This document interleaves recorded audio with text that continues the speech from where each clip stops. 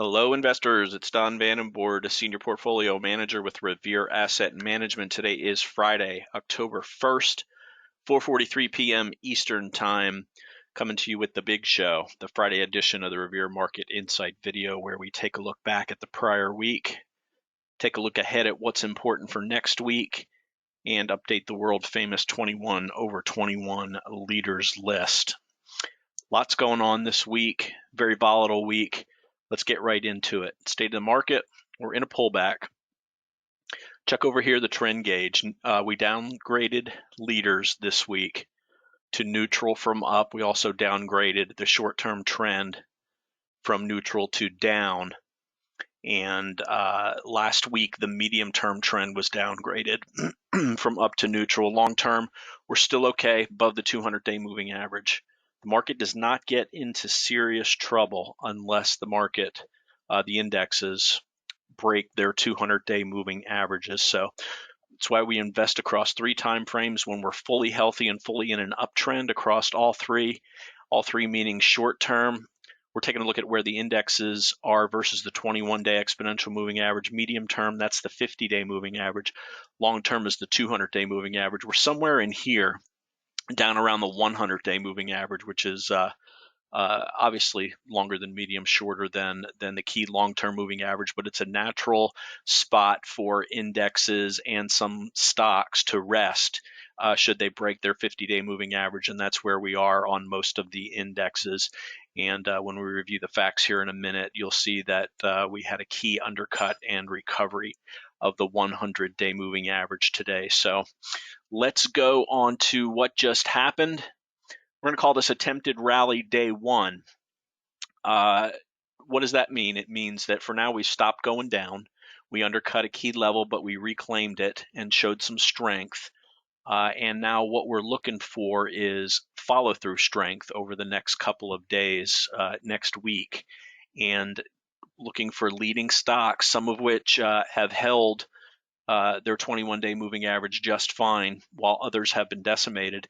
We're looking for them to give us additional low-risk buy points, and we're also looking for some new leaders to emerge coming out of sound bases. So the stats today, the G5, this is our key growth index. This lagged, and our portfolios lagged also as we've been cutting exposure all week. It really started last week as our stops got hit. That's what takes us out of the market, and also poor action on the indexes also led us to cut. So this is something we want to keep a key eye on, but it did underperform today. The reason was before the open, there was an announcement that Merck stopped a trial because the results were so phenomenal for an oral treatment for COVID.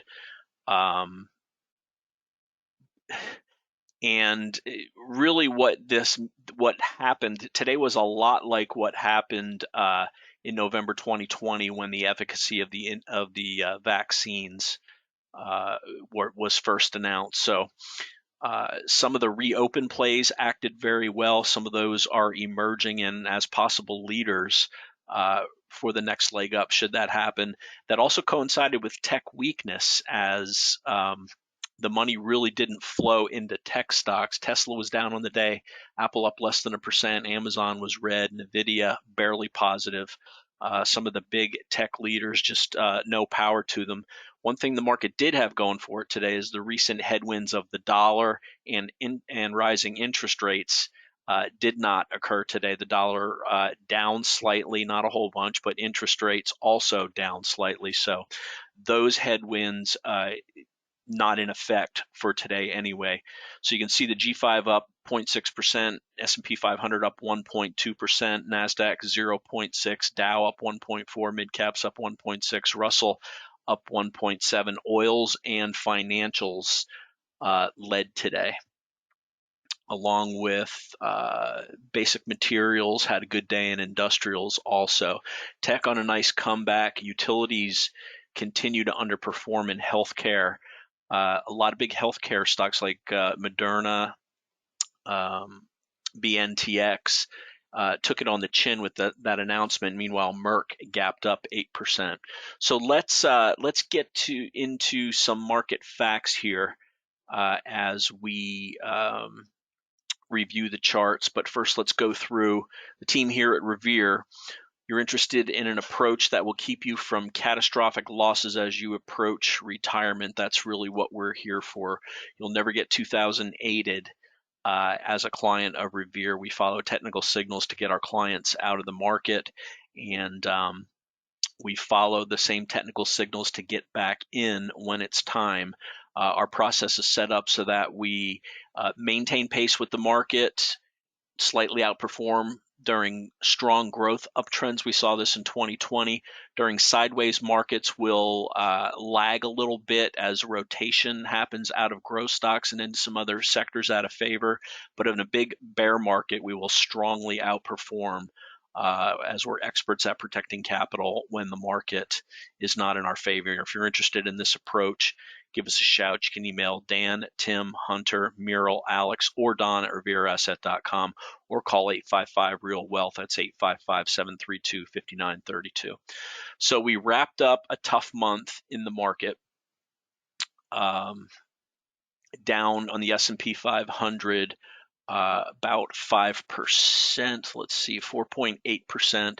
Our portfolio is down slightly more than that in-house, but let's take a look at some of the facts of that what we want to review relative to the indexes and also to some leaders. So the S&P 500 and the NASDAQ 100 undercut and reclaimed the 100-day moving average. So you can see going back all this year, most pullbacks have been contained by this red line. That's the 50-day moving average.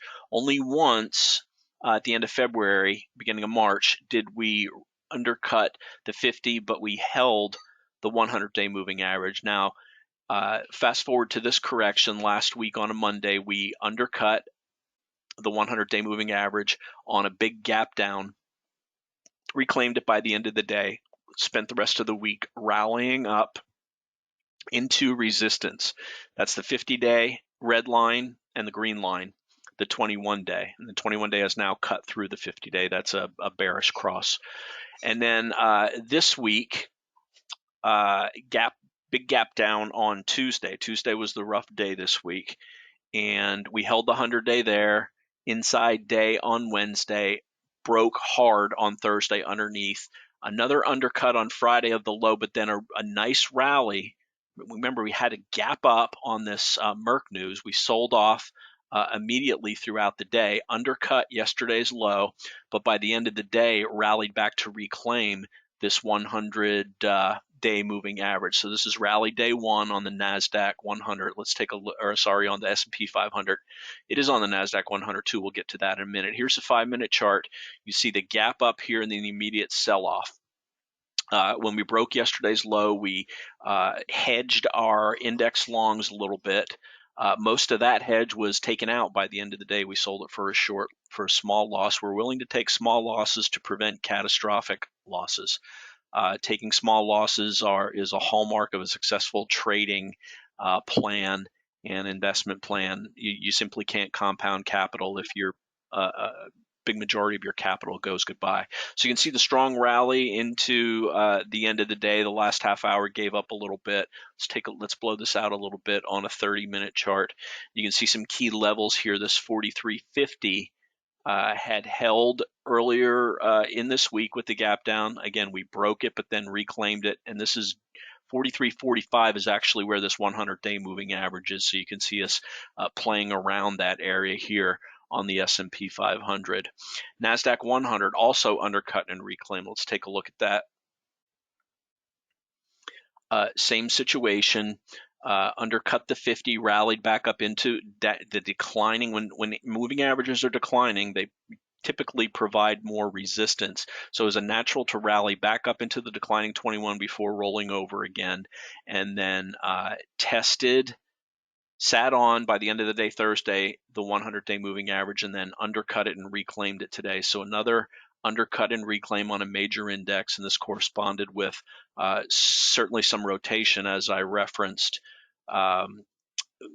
the reopening type stocks acting pretty well. Let's go to the Dow Jones Industrial Average now.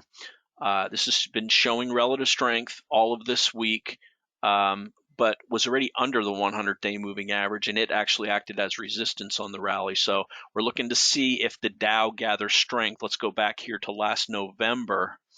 It did show relative strength, industrial type names, after this was the day, November 9th, that we had that gap up on the efficacy, and you can see it led to a nice rally and some relative outperformance on the Dow for a couple months before that. Price continued higher, but the relative outperformance stopped. You can see price making a new high here, relative strength not making a new high, and then the Dow has lagged over the last 4 or 5 months. So let's see if that changes. And I have a feeling it might, as some of the things that are setting up now are not tech leaders, but more commodity type names. So there's your Dow. Let's look at the mid caps. Holding their 200-day moving average. There's a big confluence here of the 50, the 21, and the 100 that we're running into, trying to get through that. This has been a very nice, I don't know if it's constructive because it has lagged from a relative standpoint several months back, but lately relative strength has just been going sideways on mid caps. That's a positive sign. If we can break out of here, this would lead the next leg up in the market, at least for the types of stocks that are in the mid cap 400. That's like an incubator for big market leaders, and small caps also consolidating this whole time, going all the way back to the beginning of March. All of the moving averages are bunched up here: the 200, the 100, the 50, and the 21. But do again note the relative strength over the last 5 weeks in small caps. This has been primarily led by banks and oils, and we'll see if we can get some follow through to the upside on small caps. S&P 500 got another stochastic buy setup. If you watched last week's video, I mentioned that we got a stochastic buy signal on all 5 of the major indexes, and basically what that is after a sell-off, the line and the moving average of the line cross back up off of oversold, and that happened late last week with the bounce off the 100, but it failed early this week. We undercut again, but here's the setup again, and you can see several times when we, and here's really the best example of one. Back in November, after the COVID efficacy news, where we had been going down for a while, we had this set up, and it was good for a decent sized rally, and then we hung around for quite a long time near the overbought while the market trudged its way higher. So looking to see if this setup sticks again this time. There it was on the S&P 500. On the NASDAQ 100, not so strong because this has lagged this week. Again, last week we got the crossover. It failed miserably on Tuesday, and we're still on oversold on both the signal line and the data line. So we're keeping an eye on that. Let's go to the Dow now. The Dow was stronger this week, so its recrossover happened without even getting back down to oversold again. So this coincides with relative outperformance. You can see the relative strength line here on the Dow Jones Industrial Average. Mid caps didn't pull back as bad either. They did get a failure, but then a reclaim immediately within 2 days on the crossover. And note the relative strength on mid caps here, and same situation for small caps. Got the crossover buy signal here. Didn't make it all the way up. We failed Tuesday with the pullback, but the setup is there again, and not far as down as the oversold NASDAQ 100 and S&P 500. But so that signal did fire again. Many leaders damaged. When we look at the 21 over 21 list here momentarily, 10 stocks came off because they closed below their 21. A lot of them have been on there for a while, but there are new leaders emerging in new sectors, and we'll take a look at those when we go through the 21 over 21. As far as our portfolios go, we're less than 2% from full exit. That would mean what would happen if all of our stops got hit on everything that we own in-house. We're in the midst of about a 6% pullback, just about 1% worse than what's going on with the indexes. and less than 2% from the full exit. This was some statistics and some new settings and some new tolerance levels that we used from our deep dive into the data of the stealth bear market that happened back in February. So those are the facts. Let's take a look at some charts now to support those facts. I'm going to get rid of the stochastics, and the first thing I'm going to go through are the 10 stocks that came off the 21 over 21 leaders list. First one is Costco. Retail got hit hard this week when Bed Bath & Beyond reported and really missed badly, and it trickled over to retail. That actually happened on, I think it was Thursday, but there was some weakness earlier. The best of the best have recovered and stayed above their 21 over 21 list. Costco, when you see big, strong titans like this getting hit, it's a signal that there's some rotation going on. And like I said, some question about what's going on with retail as this clearly broke the 21, also undercut the 50. We got stopped on this week. ZI is the second one that got taken off. Another one we got stopped out of, undercut the 21. It rolled over, also under the 50. Third one was NVIDIA. We sold a piece of this, still holding a little bit of it as it's holding this 200 area and also this 207, 208 area, which is support from the pivot for the breakout over here. The fourth one is Chipotle, another big titan that it's retail, but it's a restaurant, but failed earlier in the week, rolled over, broke the 21, broke the 50, also did bounce at this 1800 area, but you break the 21, you're not on the 21 list. It's as simple as that. We're looking for the best of the best, creating a diversified list of leading stocks. DoorDash, fledgling leader, but again, this is somewhat retail related. Retail was weak this week. Had this gap up, holding kind of nicely while the markets were correcting, but did break through the 21. Lots of support here at the $200 level. This is one that I am keeping my eye on. Net, leader for a long time, clearly broke down though. Through the 21, through the 50, bounced today at the 100-day moving average. We're all out of that now. AVTR, medical stocks, also some rotation out of those this week. A tough couple of days for AVTR, broke the 21, which rolled over, undercut and reclaimed the 50-day today, but ran right into the 21 where it's sitting right now. Lulu, another retail stock, weak, broke the 21, broke the 50, holding this 400 level. So we can see the theme that retail was weak this week, just by where we're getting stopped out on. Unity Software, tech didn't have the best of weeks, broke the 21, the 21-day rolled over, it bounced at the 50-day moving average. Zscaler, again, broke the 21 rolled over, it is holding at the 50-day moving average though. And finally, Zim is the 10th that got bounced off. A lot of weirdness going on with shipping stocks with these big cargo ships docked off of the big ports because they can't get anybody to unload them and truck drivers to transport them. I really don't know what's going on with this country right about now, but it did bounce at the 50-day moving average. So now let's take a look at what the 10 that got added and the survivors. I really didn't have any problem coming up with the 21 over 21 list, which tells me that it's not a complete exit from the market. You normally don't see that until we get deep below the 200-day moving average where there's really absolutely nothing to buy. So easy to create this list, and some emerging sectors that we'll talk about momentarily. Let's start off with the chemical agriculture group. This is a beautiful setup in Mosaic. Nice strong move up last week, consolidated this week. I also could have put NTR and CF on this list also, really with nice patterns. So when you get, and note the relative strength over the last couple of weeks, when you get a market correction, that gives time for potential leaders to set up their bases. And when you get the follow through day, at the beginning of the rally, things that are coming right out of the base are very viable and set up for potentially nice leadership if the breakout sticks. So Mosaic, the first one added. Next one, Ethereum. Got stopped out of this a couple weeks back.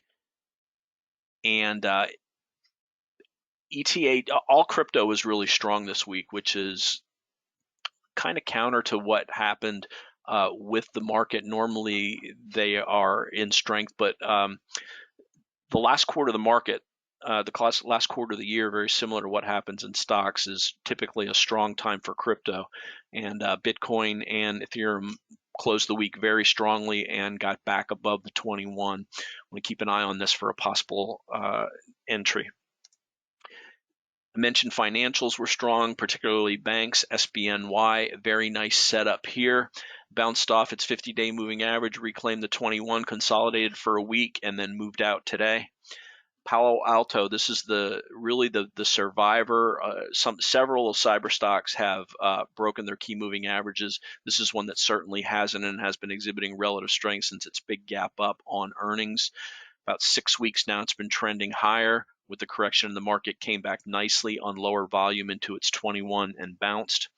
Airbnb, this is one of those reopen plays that I was talking about, as the COVID stats in a lot of the country have gotten better over the last couple of weeks. You can see Airbnb showing relative strength. You'll also see the strength in airlines and cruise lines, but it's been trending higher along the 21. Nice. Look at how light the volume was on this pullback while the market, a lot of stocks in the market were really coming apart. And it bounced off the 21 on higher volume today. Definitely something to keep an eye on. CBRE, real estate development stocks have been strong. JLL is another one, but it's not as liquid as CBRE. This is a very nice setup. And bounce off the 50 and reclaim of the 21, and it's right around this key Livermore 100 level. Tesla has shown extreme relative strength over the last, well, not extreme, but as far as the big stocks go and the NASDAQ 100 stocks go, it's been exceedingly strong versus the FANG type names. Look at the relative strength over the last 5 weeks since it's bounced off the 50-day moving average. Normal spot for it to pause along with the market was at this 800 level, so putting in a little 5-day handle here now on lighter volume. They're going to report their numbers as far as deliveries next week. Keep an eye on this one. Celsius broke out of a base a couple of weeks ago, went to its pivot plus 20, now pulling back, bounced right off the 21. This is a big growth stock that showed some really nice strength over the last couple of weeks. DigitalOcean, the ninth one that we've added today, you can see this nice move up here after its earnings report, and then a pullback and bounce off the 21 and an outside day today, looking pretty good. Certainly one of the software stocks that has held up the best. And BTU, we bought this yesterday. Look at this nice move up here. This is a very volatile stock. It's got for a coal stock, it's got about a 10% ATR, so we're position sized on the small side on this. Hit this 20 level, pulled back, and that was a double over 7-8 weeks. Harsh pullback here to the 50-day. It settled down a little bit for 2 weeks, tightened up, and then yesterday China announced that the government has told all of their energy companies to secure supplies at any cost. There's kind of like a stealth energy crisis going on in the world. I've been reading some stuff about it, but BTU, too strong, back-to-back days. As I said, very volatile. We also own NRGU in-house. That's a triple ETF that's diversified. It's not just producers and the diversified names. It's got some service names in there too. So NRGU is also a nice way to play that. Let me take a look at the chart here. This is not in the 21 over 21 list because it's an ETF, but we bought that this week as it consolidated after this strong move up off of this bottoming base.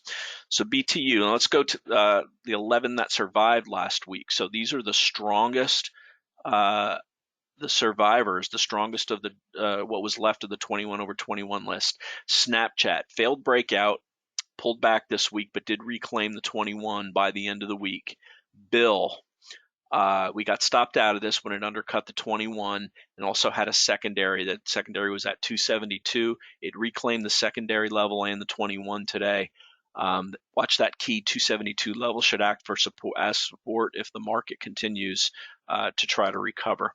Unity, This needs to come off the list, and I knew that, so I'm not sure why it's still on here. You can see it breaking the 21, but I did not cut it out. PWR, something that we own that's been going nice and tight sideways. Some volume came in today as it bounced off the 21. Affirm, we still own this one as it's consolidated this big up move. Again, this is a very volatile stock. Amberella, another favorite that we still own. You can see this nice move up, lower volume pullback over the last 6 days, holding right above this 150 level. This is setting up very nicely if the market can cooperate. Devon Energy, one of the best of the best. I could have put multiple energy stocks on here, but Devon was unfortunately one we got stopped out of below the 21, and then it took off. But we did move those funds into NRGU.